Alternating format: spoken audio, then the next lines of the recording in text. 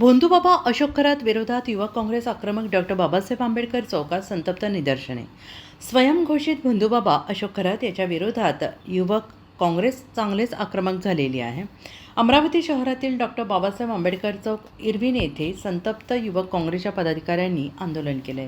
यावेळी तीव्र नारेबाजी करत रोष व्यक्त केला। राज्याचे मुख्यमंत्री तथा गृहमंत्री देवेंद्र फडणवीस यांनी या प्रकरणाची माहिती होती तर ते गप्प का होते, यामध्ये नक्कीच काहीतरी राजकारण आहे असा आरोप युवक काँग्रेस शहर अध्यक्ष वैभव देशमुख यांनी केला आहे।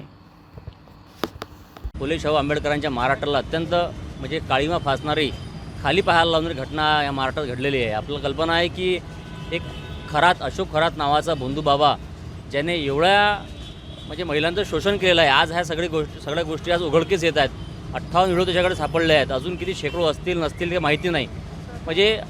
महिलांचं शोषण या भोंदूगिरीच्या नावाखाली ज्याने केलेलं आहे आणि या सरकारमधले मोठे मोठे मंत्री, केंद्रीय मंत्री, मोठे उच्चपदस्थ अधिकारी हे त्याचे भक्त आहेत। यांना ह्या सगळ्या प्रकाराची कल्पना नव्हती का?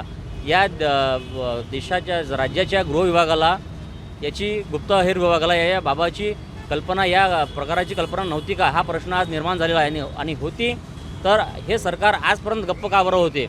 या महाराष्ट्रात ही जी घटना घडलेली आहे, आपण वारकरी संप्रदायाचा आपण वारसा सांगतो महाराष्ट्रात, आणि असे भोंदूबाबा जर आज कोणा सरकारच्या अधिपत्याखाली जन्माला येत आहे तर ही चूक सरकारची आहे। आणि हे सरकार, हे गृहमंत्री आणि हे संपूर्ण गृह खातं आज या महिलांच्या शोषणाला जबाबदार आहे असा आमचा थेट आरोप आहे। आणि आम्ही ह्या खरातच्या माध्यमातून या गृहमंत्र्यांचा, या शासनाचा, प्रशासनाचा आणि याला बळी पडणाऱ्या प्रत्येक उच्चपदस्थ जे व्यक्ती आहेत, ज्या या भोंदूबाबाला बळी पडले आणि त्यांनी महिलांचं शोषण होऊ दिलं, अशा प्रत्येक प्रवृत्तीचा आम्ही आज निषेध केलेला आहे। तर म्हणणं असं आहे की मुख्यमंत्री हे स्वतः गृहमंत्री आहेत। मी जसं म्हटल्याप्रमाणे त्यांच्याकडे गृह खातं आहे, त्याच्याकडे गुप्तहेर CID खातं आहे। एवढे मोठे त्यांचे मांडीला मांडी लावून बसणारे मंत्री एखाद्या बाबाच्या दरबारात नेहमी जाऊन बसतात, तर त्या बाबाची एवढा आमचा हाच आरोप आहे की मुख्यमंत्र्यांना हे प्रकरण माहिती होतं, यामागे काहीतरी नक्कीच राजकीय षडयंत्र आहे।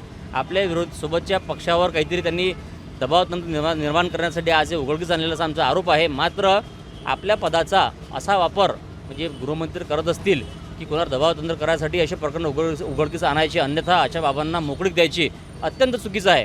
या महाराष्ट्राला हे शोभणार नाही।